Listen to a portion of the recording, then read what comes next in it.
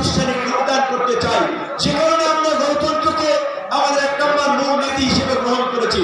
আমরা সমাজের সর্বস্তরে ন্যায় বিচার এবং ইনসাফ কায়েম করতে চাই। যে কারণে আমরা ন্যায় বিচারকে আমাদের 2 নম্বর মূলনীতি হিসেবে আমরা গ্রহণ করেছি। এই দেশে 90% মানুষ মুসলমান সম্প্রদায়ের হলেও এখানে অন্যান্য সম্প্রদায়ের কিছু লোকজন আছে। রাষ্ট্র হিসেবে সকল নাগরিকদের অধিকার নিশ্চিত করা, তাদের সুরক্ষা দেওয়া রাষ্ট্রের দায়িত্ব। পাহাড় থেকে সমতল, ধর্ম, বর্ণ, মত নির্বিশেষে সকলের অধিকার নিশ্চিত করতে কাজ করবে গণ অধিকার পরিষদ। সে কারণেই 3 নম্বর মূলনীতি হিসেবে আমরা অধিকারকে গণ অধিকার পরিষদের মূলনীতি হিসেবে গ্রহণ করেছি। 4 নম্বর হচ্ছে জাতীয় স্বার্থ। পরিষ্কারভাবে আমরা বলছি, বাংলাদেশ হিসেবে অন্যান্য দেশের সাথে সম্পর্ক হবে ন্যায্যতার ভিত্তিতে, সম্মানের ভিত্তিতে, গোলামীর ভিত্তিতে নয়। সে কারণেই জাতীয় স্বার্থকে আমাদের 4 নম্বর মূলনীতিতে আমরা প্রাধান্য দিয়েছি। আমাদের স্লোগান জনতার অধিকার, আমাদের অঙ্গীকার, আমাদের অঙ্গীকার দেশ হবে জনতা। জনগণের অধিকার প্রতিষ্ঠা করাই গণ অধিকার পরিষদের রাজনৈতিক লক্ষ্য উদ্দেশ্য। এবং এই জন্য বলি, রাষ্ট্রের মালিক জনগণ। জনগণের ভ্যাট ট্যাক্সের পয়সায় রাষ্ট্র পরিচালিত হয়।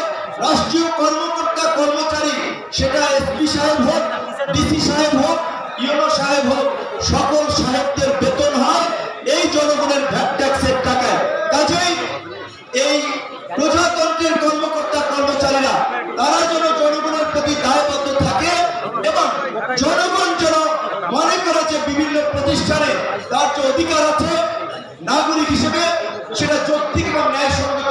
যে কারণে আমরা বলছি যে আমাদের অঙ্গীকার দেশ হবে জনতার। অর্থাৎ এই যে রাষ্ট্রীয় প্রতিষ্ঠানগুলো, সেবাধর্মী প্রতিষ্ঠানগুলো, সেখানে গেলে জনগণ যেন সম্মান পায়, সেবা পায়, সেটাই হচ্ছে গণ অধিকার পরিষদের রাজনীতির অন্যতম লক্ষ্য এবং উদ্দেশ্য।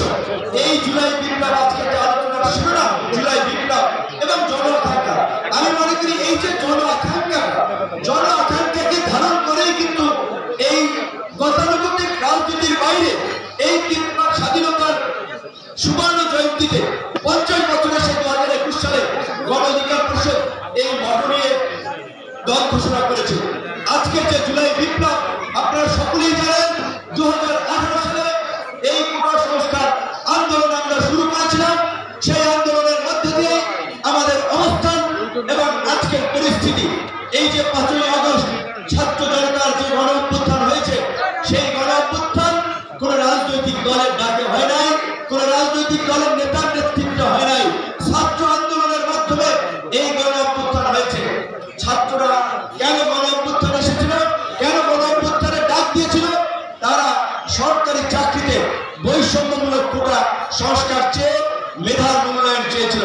2018 সালে এই আন্দোলন করতে গিয়েও আমরা হামলা, মামলা, নির্যাতন, নিপীড়নের মুখে 8 মাস আন্দোলন করেছিলাম।